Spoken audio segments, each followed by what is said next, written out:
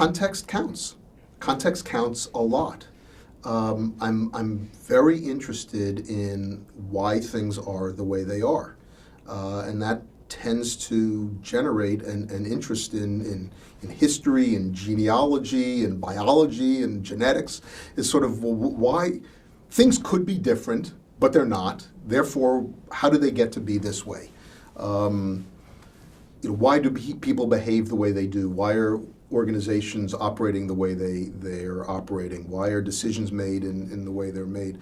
I do think there's a historical context for everything. I don't, I'm not saying there's not, the world does have many stochastic elements.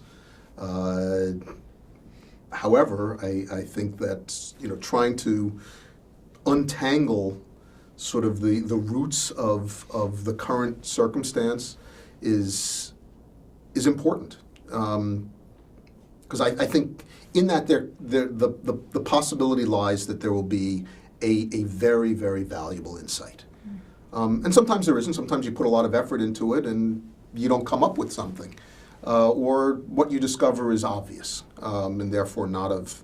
Back to the point of information doesn't have value unless it changes what you do.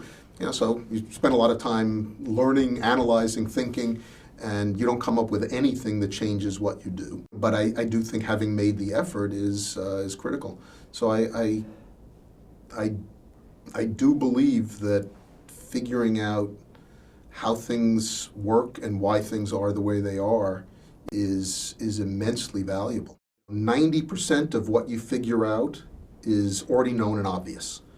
So the real key is, do you have the curiosity, the courage, the stamina, the perseverance to come up with the 10% that's new and different?